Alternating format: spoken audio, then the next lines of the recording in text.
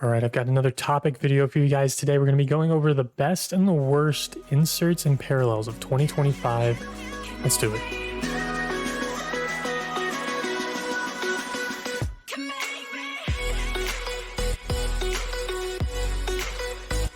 All right, guys, so everyone's having a great day.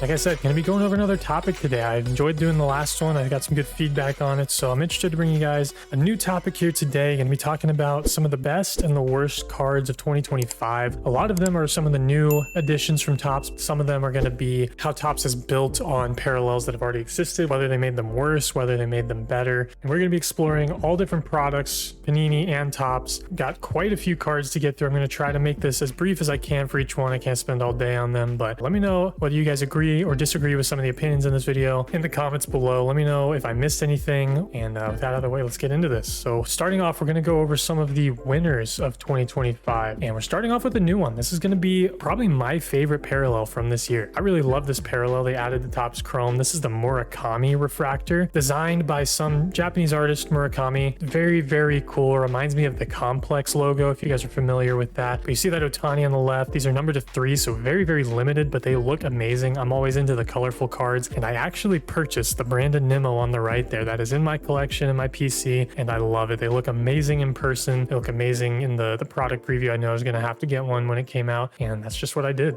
Next up, we've got the new additions to the flagship line. This sort of replaced the camo and the Mother's and Father's Day parallels. We've got the wood parallel on the left and the canvas parallel on the right. Those are numbered to 25 and 50 respectively, and I think they did a really good job with these. The wood is really similar to a heavy lumber, so something they have been doing for a couple years now, but they've incorporated it into the base parallel run, which is pretty cool. If you haven't touched one of these or seen one of them in person, I highly recommend it. They are really, really cool, very unique parallels, as well as the canvas on the right. It's definitely a unique texture. You can kind of see it in that picture that I put up there. It's got like a, it's hard to describe it any other way than a canvas, but it's a little rougher, makes the image look like a work of art, which is really cool in my opinion, and it's numbered to 50, so tough to go wrong with that one. I do like that they added these. I just wish they didn't get rid of some of the other parallels. Next up, we got the Bowman anime, and this is one that's not new, but I think they did a really good job building on it from previous years. You can see here, this is the 2025 Bowman Mike Trout anime. I love this design. I'm not personally a big fan of anime. I don't really watch it, but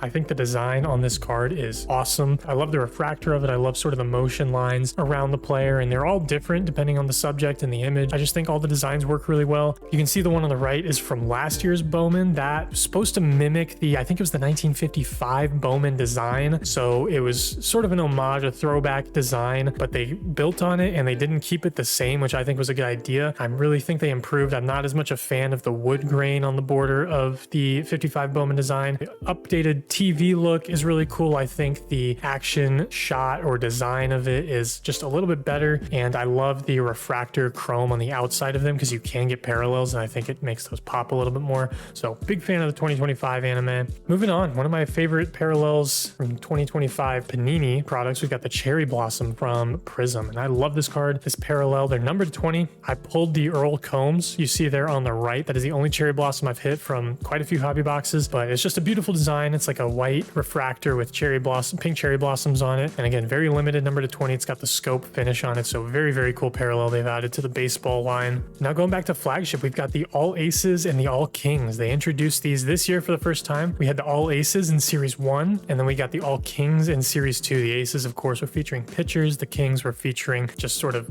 juggernaut players, and I think they nailed this. I have yet to see one of these in person or pull one, which is kind of a shame, but they're even making my list without me having seen them in person because all the pictures I've seen, the videos, they just look amazing. I think they are great, especially considering they're super short printed. So very, very cool keeping that sort of mystique around them.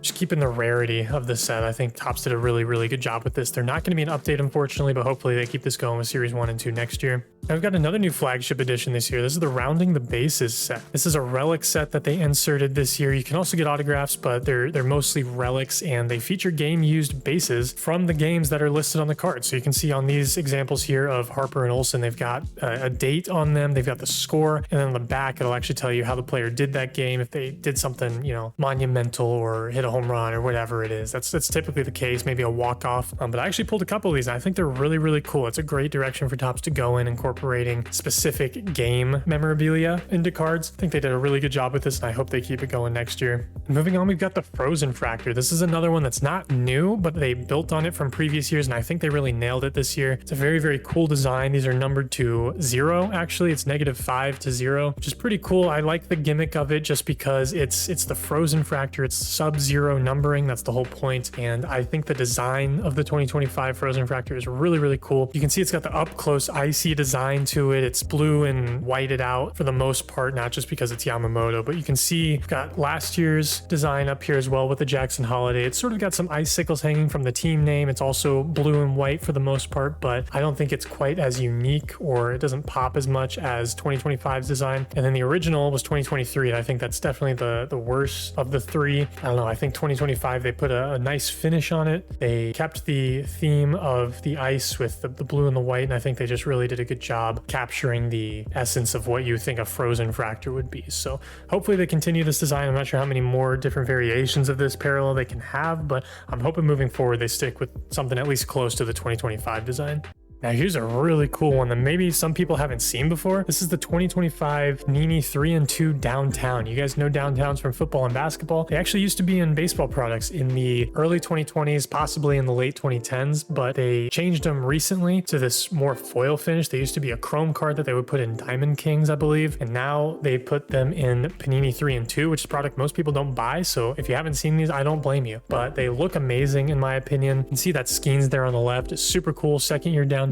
They changed the color depending on the team. So you can see Skeens is kind of gold. The Christian Campbell rookie is red. Charlie Condon there on the right is purple. And I just love the designs they have on these. I think they're really cool. I'm actually really interested in picking up a Paul Skeens rookie Downtown from 2024. I'm hoping I can find one at some point. That's sort of a video for another day, some of the cards I'm going after, but that is definitely one that's on my radar. And I just love the look of these Downtowns lately. Now for another new one, this is the Topps Finest Smashing Through insert. This is another one that was pretty short printed. I don't know if it's technically a case hit or a multi-case hit, but they look amazing. It's another colorful insert, so of course I'm going to like it. Kind of similar to the Murakami design in terms of all the color. I don't like it nearly as much as the Murakami. I don't think this comes through as much with the color, though the white is pretty prevalent on this, unfortunately, with the whatever is being smashed through. But still a pretty cool design in my opinion. Haven't seen any of these in person, unfortunately. Didn't get to pull any, but if I did, I would definitely be hanging on to it because I think these look amazing, and I hope they keep these up for Finest next year. Now, this is the Topps Hidden Gems. I think they really did nail it in 2025. I've liked the design since they introduced these, but there's just slight tweaks to them I think they've made over the last couple of years that really made 2025 the one I think they should stick with going forward. That seems to be a theme with Topps and these new parallels. They keep slightly tweaking them. I hope that in 2025 that they've found the rhythm and that they stick with it, because I've really enjoyed a lot of the 2025 updates to some of these parallels, and Hidden Gems is included in that. You can see here you've got the beautiful colors in the Hidden Gems wording. That's the main draw of these for me, but I think the background of the gems is really, really cool. You can see here I've got 2024s. It was a lot less poppy. It doesn't have all of the different gems. It's just more of a diamond design on the background. Just a single color, and the words don't pop as much, the color in them. And then I've also got 2023 up here. This is the original one, and same story as the 2024, just sort of a single color gem design in the background. Even less color on the 2023 than the 2024. I really think 2025 nailed it, and I hope they keep it that way for 2026. Here's another one that you guys might not have seen. This was from 2025 Panini Donruss. This is the Get to Know autograph or insert series, and it's very unique. They've got different questions on there that they had the players answer, and then they had them sign it at the bottom. Really cool. You can see the Nick Kurtz here on the right. Got Braden Montgomery up there, but I think Bobby Witt's on here. Pretty solid checklist for these, and they were super rare. I would have loved to pull one of these. Seems like a really cool idea. I think they did this back in some of the Prospect products back in the day. I don't know if it was Elite Extra Edition or what, but they've definitely done this before, but not for a bit, and I don't think Topps has done anything like this to my knowledge. So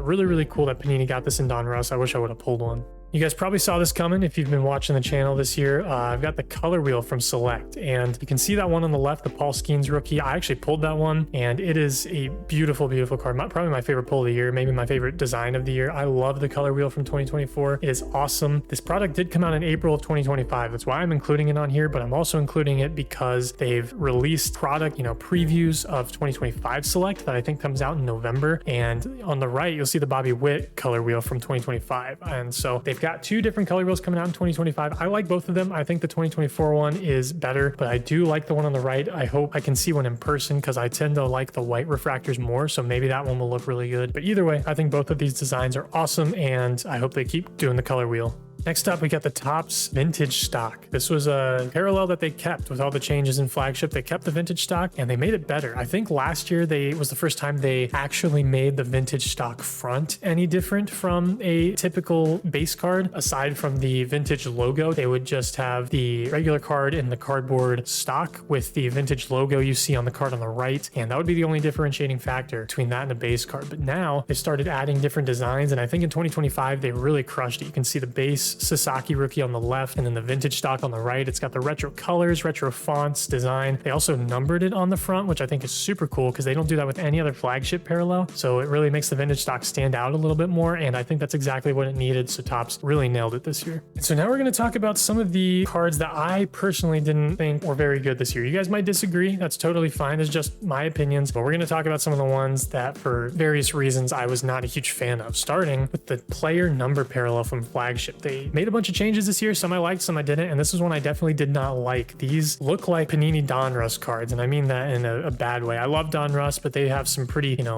tacky parallels, I guess. And this is one that I would expect to see on there. These are numbered to the player's number. So the Vlad on the left would be numbered to 27. The Skeens would be numbered to 30. And I just don't think these are very cool. I don't know how these are valued. I genuinely have not seen a sale for any of these. I didn't really research sales. This is all based on my opinion of how they look. I just think these are kind of lame, and I really hope they don't continue this. And here's one that I think a lot of people will disagree with me on, and that's totally fine. This is just, gut reaction to these. This is the Bowman Firefractor. These were numbered to 3, I believe, so very, very limited. And I'm just not a super big fan of these sort of hyper-realistic border parallels that they've got going in Bowman. I'm not a big Bowman guy anyway, but I can appreciate some of the designs they have, some of the parallels. But when they started introducing the gum, the sunflower seeds, stuff like that, I think this Firefractor falls in with those, and I'm just not personally a huge fan of those. I would be sticking with the typical orange, gold, blue, that kind of thing with Bowman. And that's not to say they can't do unique parallels. I love the Topps Chrome Murakami, but I think they could have done this a little bit better. Next up, we've got the 2025 Topps Chrome Lightboard logo variation. I'm a big fan of this one. I think this adds a lot of op to retail products. You can only get these out of blasters and megas, but with the 2025 design, I really think it was a step forward and 2 steps back, in my opinion. I think thematically, they did a better job representing a, lightboard, but the logos are so hard to see on these. You can see the Christian Walker on the left. I can barely even tell it's an Astros logo, and the James one on the right is a little bit tough as well. I went ahead and grabbed 2024, and it's hard to see the Angels logo, but that's mostly because it's behind him. You can still tell what it is. Definitely looks a lot less like a typical scoreboard or neon sign, but it is easier to see the logo. So I think they need to incorporate last year's visibility, brightness, whatever detail with the design or the theme of the 2025 version, and I think they'll have a winner in 2026. Next up, we got a Heritage card. This is the cartoon variation. Heritage made a bunch of changes this year, and some people really dislike them. I'm still not super sure how I feel about them, but this one I do know how I feel, and I kind of hate it. Cartoon variation is exactly the same as a normal base Heritage card, but the little cartoon dude in the bottom left just changes. Like, it's just a different design. So I know Heritage is kind of all about that. They go for the stuff that's a little less obvious in terms of the short prints, and some people really like that. I just don't think this one's very creative. I think it's kind of lame. I'm not a huge fan of parallels or variations that don't stand out super well from the original or the base version of the card, and this is definitely one of those. Next up, this might be the most disagreement I get in the comments. You guys let me know how you feel about these. I'm too young to have done the whole Garbage Pail Kids thing. They kind of freak me out. I don't like them. So I like the baseball versions a lot more than the original Garbage Pail Kids I've seen, but I just don't think I like these very much. They're really cool if you're nostalgic for the GPK sets, and if you like certain players, if they got a nice rookie, they're a nice short printed insert to chase. But in terms of overall design, I think if I hit one of these, I would definitely sell it because it just doesn't resonate with me like it does with some people, and that's totally fine. Next up, we've got the Topps Finest. This is a duo. This is the Fiesta and the Gusto inserts. These are pretty tough to hit. I don't know the exact odds on these, but they're not, 1 per box or anything like that. I just don't think these were super necessary. I don't know. They just look like normal inserts, but they're kind of tough to hit. So if you get one, it's like, okay, well, I hit a nice rare insert, but not really very cool. I don't think, maybe you guys like these a lot. I think the Fiesta is definitely better than the Gusto. I'm not a fan of that one at all, but I really don't think I enjoy either of these too much at all. Next up, we've got the Radiating Rookies. This is another one a lot of people do like, but personally, I think they looked better last year and in 2023. That's when they introduced them for the first time. They've had a couple years to build on it, and I think this was definitely a step backwards. It's just got a lot more black on the borders than previous years. The previous years didn't have any. You can see here I've got the Sasaki and then the Rhett Lauder autograph. I think it's just too dark. Previously, they were a little brighter, a little bit more yellow, green, red, that kind of thing going on, but they went with the 50% black on the borders this year, and I'm not quite sure why. Just personally not a fan of that. You can see here I've got the 2024 and the 23. I think 2024 was more or less the same as 2023, and I like it a lot. I really wish they would have stuck with that. I'm not sure why they changed it for 2025, but I'm really hoping in 2026 that they go back to the old design. Here's one that's probably pretty forgotten about. This is the Topps flagship Plaqueta. This was a new rare insert that they put this year in flagship, and I actually pulled one of these from a hanger, and I'm not a big fan of it. It's another one of those like cheap, watered down foil rare inserts that they've put in here that really doesn't look that great, and it's rare. So when you hit one, it's pretty cool, but there's no resale value because they're really not that cool. Not everybody wants them. And I actually included the Platinum Performers from last year. This is basically the exact same card. You can see that hexagon design on the bottom of the Plaqueta was very prevalent on the Platinum Performers. I also pulled one of those last year, and it just didn't do it for me. It was just another insert. They could have made it just as rare as the regular inserts. I don't think anyone would have minded. I mean, we don't really need more SSPs or SPs in the product. There's enough to chase, and I just don't think these look very good. They always come dinged, and I really could have done without the Plaqueta this year. And so those were my takes. Now we're going to move on to some member input from the varsity team. I wanted to give the guys a chance to express their opinions, and I actually agree with some and disagree with some. We're going to talk about a few that I originally was going to put in my part of the video, but some of the members wanted to cover it. So here we go. We're starting off strong with Triple Play Sports Cards. I'll try to stick his comment up here on the screen real quick. Triple Play says, I love both Helix and Color Blast for the same reason. The blend of color and good photography on a thicker cardstock is awesome. Totally agree. The one I don't really like too much is the Fanatical. They remind me of a Stadium Club shot gone wrong. Nothing pops on them. Then he added an addendum later on. He said, I'll just add this to my earlier statement. Bowman did a great job with Meteoric Rise. The addition of the mojo to this card is fantastic. I don't normally put insert sets together, but I'm taking the time to build it this year. So starting with that first one, I think he's right on point with the first two, the Helix and the Color Blast. I love those. They were obviously going to be in my main part of the video. That's the kind of stuff I love, the colorful rare inserts. Part I disagree with in his first statement though was the Fanatical. I love the Fanatical this year. You guys saw me pull that Judge you see there on the bottom right. I think the full bleed photo, the shots that they used for them were really, really cool and specific. You see the Mookie there on the left, see the Judge with the fan sign there in the background. I just think they did a really good job. Reminds me of the True Photos from regular flagship, and I'm a huge fan of those, but I know a lot of people don't like them. They are definitely somewhat prevalent. They are case hits, but there's a lot of cases of Topps Chrome, so there's a lot of each of these Fanaticals. Totally respect that. Like what you like. And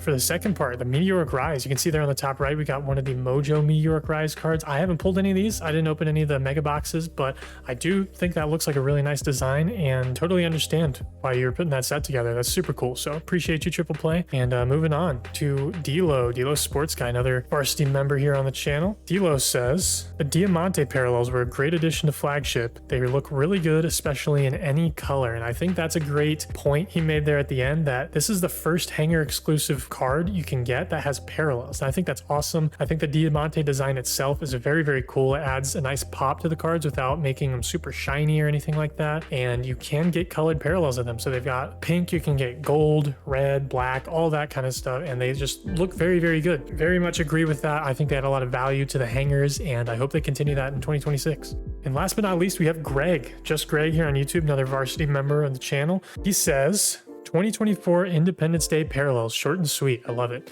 And I think a lot of people will agree with this one, if not everybody. I mean, they really nailed the Independence Day parallels in 24 and 25. 25 is there on the left with the Trout, but I put 24 up there just to show that they're pretty similar. I think 2025 has a bit more border to help that flag design come through, so I really do prefer that one. But 2024 was also very, very good, and I hope they continue this. There was a big rut there after 2019 where all the Independence Day parallels were really lame for like 4 years. And then in 2024, they nailed it, and they kept it going in 25. So hopefully we continue with this design, and we can just say that that's going to be the typical Independence Day parallel from now on. There you guys have it. Let me know what you guys agree with and disagree with. Like I say there, buy what you like. This was all my opinion, so I'm going to be buying what I like and staying away from what I dislike. But if you guys like something I don't, definitely don't shy away from it. I mean, it's what collecting is all about. Collecting what you like, getting your PC together. That's the whole point. You don't want to spend money on stuff you don't like. So hope you guys enjoyed this. Again, definitely give me some feedback down in the comments. I want to hear. Maybe I missed some. I tried to go through everything that I remembered from this year, but there's probably some that I missed, and I'm sure you guys have some favorites from this year as well. So thank you as always to my channel members, Varsity team here. If you guys are interested in joining that, getting part of the group message, the exclusive videos, badges, emotes, monthly giveaways, definitely check out the link in the description, and appreciate you guys watching. Until next time, bye.